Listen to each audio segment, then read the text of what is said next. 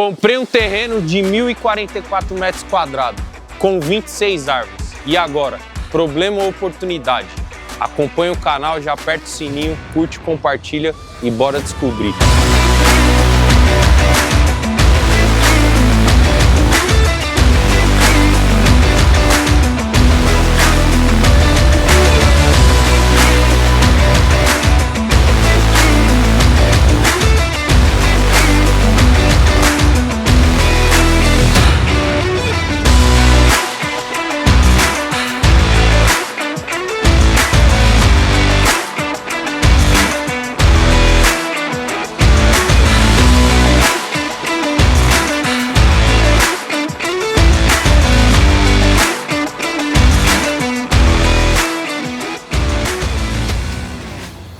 Estamos aqui hoje com Leonardo Machado, engenheiro agrônomo, especialista em... Ele vai falar. E aí, Léo? Boa. Mais uma vez. Mais uma obra. Seja bem-vindo aí. Esse é dos grandes, hein? Esse é diferente. E o pessoal vai querer saber, mas não fala agora não, se só no final do vídeo. Oportunidade ou problema? O que a gente vai fazer aqui hoje? Bom, então antes de tudo, para a gente conseguir identificar se é um problema ou uma oportunidade, a gente tem que respeitar o processo. Então, como as outras obras que a gente já vem fazendo, essa é um pouquinho diferente porque vai envolver muitas árvores, igual o Henrique já mencionou. Então nós temos tratativas com a prefeitura, a gente tem tratativas com a Secretaria do Verde e Meio Ambiente e o principal é vir fazer o catálogo dessas espécies. Fez o catálogo, a gente entra com o processo de solicitação de TAC, a gente vai fazer a compensação ambiental, reposição dessas árvores, adequação do projeto e, obviamente, a reposição no viveiro mais próximo. Então, acompanhe a gente e segue essa jornada para você descobrir no final se é um risco ou uma oportunidade. E explica um pouquinho aí do trabalho que você faz dentro da sua empresa e como a gente já atua aí. Acho que a gente já tem uma parceria aí de 5 anos. 5 anos, né? A gente está há 5 anos fazendo o processo de GERIC na parte ambiental junto com o Malmen. Então, é muito importante que vocês tenham quem estruture uma operação do GERIC e entenda o processo de ponta a ponta. Então, nós, junto com o Malmen, a gente atua na parte ambiental, fazendo a identificação de riscos de contaminação, além da parte de seguros. Então, todo o GERIC ele também vai precisar conectar com pelo menos 3 seguros que a Caixa vai pedir para vocês. E aí o Malmen estrutura esse seguro junto com a gente, obviamente trazendo o melhor custo-benefício para a sua operação. E aqui nesse terreno, só para relembrar, a gente também já fez um outro tipo de serviço, que é o laudo de confirmação de contaminação de solo. Inclusive tem um poço aqui, ó. Aqui foram quantos poços, Léo? 3 ou 4? Aqui foram 6 poços, 6 poços, por conta da presença de um poço de gasolina próximo. Então, por mais que a gente esteja numa altitude maior, a gente tem um zelo, uma preocupação com a obra que a gente vai entregar. Então, a gente, de forma preventiva, instalamos 6 postos de monitoramento, fazendo a leitura de água, de solo, para identificar riscos de contaminação. E como a gente já imaginava nas avaliações preliminares, não encontramos nenhum tipo de problema com contaminação. Então, isso é um ponto muito importante, você sempre contar com um especialista na sua operação. Por mais que você olhe na rua, não tem uma oficina, não tem um posto, mas tem um raio mínimo, e o Léo pode explicar melhor, que dentro desse raio, se o seu terreno tiver, você tem que fazer todas essas constatações para ver se vai ter algum risco no seu projeto, certo, Léo? Qual que é o raio? A gente hoje atuamos com um raio de 250 metros, e aí dentro dele, se tiver alguma atividade que gere algum passivo ambiental ou uma área já contaminada dentro do acervo da CETESB ou do CEMIL, a gente precisa entrar com o processo de investigação confirmatória.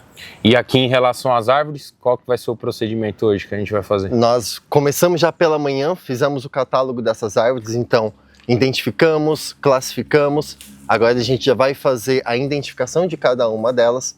A partir disso, vamos estruturar um relatório para fazer o pedido de TAC para a Secretaria do Verde e Meio Ambiente. Após a análise, a Secretaria vai devolver para nós com as ponderações dela, indicando o que poderá ser removido, o que terá que ser realocado dentro da área e, obviamente, a compensação ambiental para o município.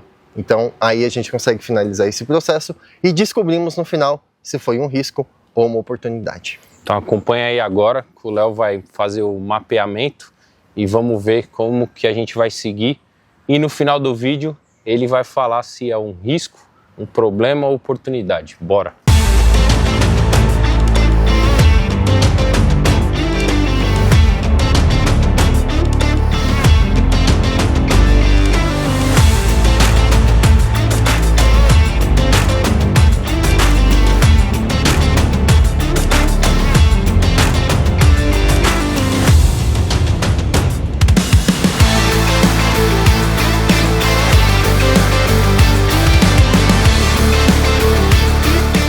Ô Léo, aqui a gente tá vendo uma árvore, né? Claro, óbvio. Por que que você demarcou com a fita? Legal. Então, a gente escolheu adotar a fita amarela por conta dos demais membros do time. Para ter uma marcação visível, eles identificarem as árvores que nós estamos atuando aqui dentro. E, obviamente, se a prefeitura vier fiscalizar ou algo do tipo, essa plaquinha de identificação com número é o que vai estar catalogado dentro do nosso relatório. Então ele vai olhar a árvore número 5, vai no nosso relatório, ele vai identificar a espécime, a altura que a gente registrou e todas as informações de geolocalização dessa árvore. Ó, vem ver aqui, pessoal. Cadastro arbóreo número 5. Então aqui pelo relatório dele, ó, é uma jaqueira. E por que que você colocou aqui invasora? Perfeito. A jaqueira, ela não é uma espécie nativa do Brasil. Por mais que as pessoas achem que ela é um fruto já tradicionalmente aqui, ela vem da Ásia e ela se adaptou extremamente bem aqui no Brasil. Então, para a prefeitura é importante a gente indicar o que é uma espécie invasora e uma espécie nativa. O que isso ocasiona? A gente tem algumas espécies como o ficus, que é uma espécie invasora e que ele tem problema com raiz, que chega a danificar o concreto das estruturas. Então a ideia é que quando a gente faça esse catálogo, essa indicação, fique muito mais fácil a tomada de decisão do projeto. Então, se a gente vai remover essa espécime, se a gente vai manter e adequá-la dentro do projeto da construtora. Legal. Aí eu tô vendo aqui que tem invasora, nativa, enfim. Qual que é a diferença? O que que eu posso remanejar? O que que tem que manter? Como que funciona essa questão? Perfeito. A gente vai sempre trabalhar com a lei da Mata Atlântica. Então, espécimes nativas, o ideal é que a gente mantenha o máximo possível dentro da área, a não ser que seja algum caso muito exótico que vai atrapalhar o projeto de desenvolvimento e a gente precisa fazer a solicitação para os órgãos públicos e justificar o motivo dessa remoção.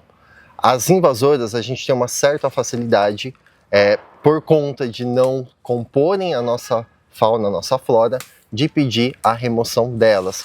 Obviamente, a gente precisa entrar também com a compensação dessas árvores. Lembrando que as árvores possuem um papel fundamental dentro da nossa sociedade, ainda mais nos ambientes urbanos, como a diminuição de temperatura, o bem-estar nosso mesmo acaba tendo uma melhoria.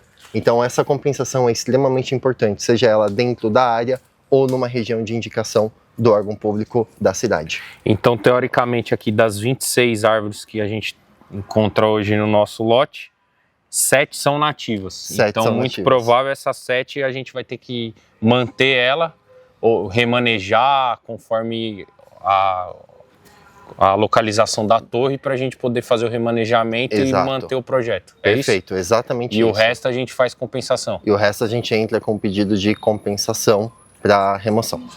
Legal. E resumo, problema ou oportunidade? É um problema se você não tiver uma consultoria por trás de você que entenda o processo de ponta a ponta.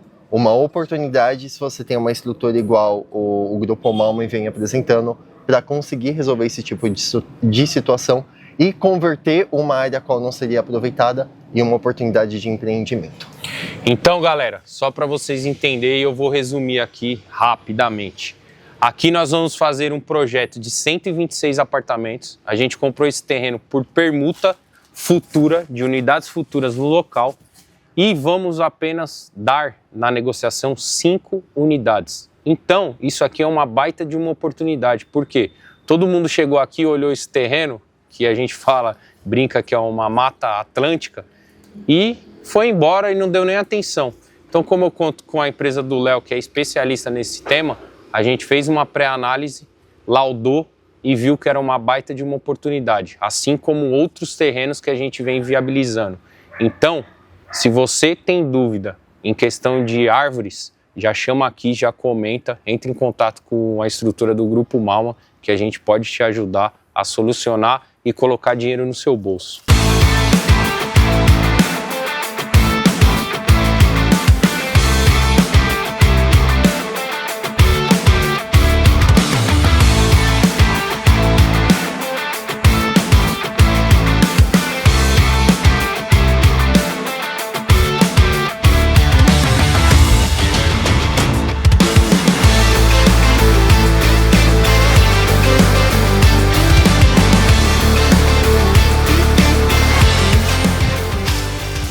Ô Léo, e uma dúvida que já tô na área aí há pelo menos uns 15 anos ou mais, eu não sei ou não sabia até conectar com você, como que você faz, por exemplo, aqui deve ter uns 10 tipos, pelo menos no mínimo, de árvores.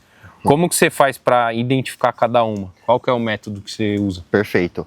É muito comum que a gente acabe se confundindo pela semelhança entre as espécies. Então, o que nós adotamos como procedimento? Quando a gente faz o catálogo, a gente pega de cada árvore o ponto de geolocalização para conseguir ter uma identificação melhor e a gente leva amostras da casca, mas principalmente da folha. Então a gente consulta literalmente a bibliografia, o que nós temos de registro, um acervo gigantesco, o Brasil é muito bom nisso, e a gente começa a catalogar literalmente. Então a gente começa a classificar desde a espécie até o subtipo de árvore que a gente pode ter dentro da família. Então é muito importante que esse trabalho seja realizado para a gente conseguir identificar nativa ou exótica. Por isso que a gente já vem fazendo essa separação para tomadas de decisão no final do órgão público. E esse é o método que você utiliza lá na JL. Tem algum Perfeito. outro método? Teoricamente, esse é o método padronizado do mercado. Show. O máximo que a gente consegue fazer aqui, aí a gente tem equipamento para medir a altura, é uma trena a laser, para a gente conseguir fazer um trabalho mais eficiente e mais assertivo do que fazer uma estimativa por sombra ou por regra de triângulo, que nós particularmente achamos um pouquinho já mais tendencioso a erro.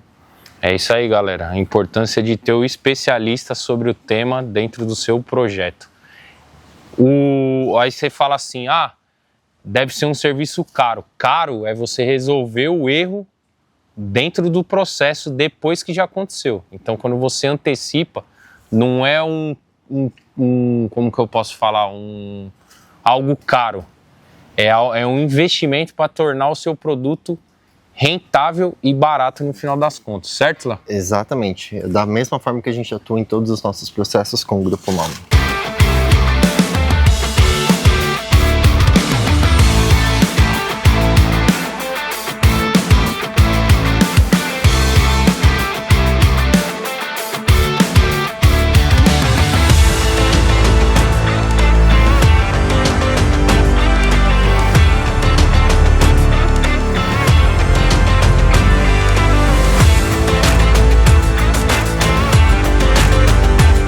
Ó, pessoal, como a gente falou ali na área superior do terreno, esse aqui é um poço que a gente faz para fazer o relatório sobre a contaminação do solo. Explica aí, Léo, qual que é o procedimento. Legal. Na investigação confirmatória, a gente precisa fazer a instalação desse poço e ele é um material bem específico para o monitoramento. Então, aqui na área, a média de nível de água deu mais ou menos 5 metros. Então a gente coloca um tubo, que ele é todo flagelado ao longo desses 5 metros, e no final dele a gente vai ter um filtro. Esse filtro, ele é responsável por limpar o barro e fazer a coleta de água. Então nós viemos com um time de laboratório, coletamos essa amostra de água, aproximadamente depois de 15 dias, e a análise de solo desse poço também. Levamos água e solo para o laboratório, onde a gente faz pelo menos 4 tipos de análises, para identificar desde a existência de metais pesados no solo, na água e até outras fontes de contaminação. Top! Então, mais uma vez, tenha um especialista dentro do seu processo do empreendimento.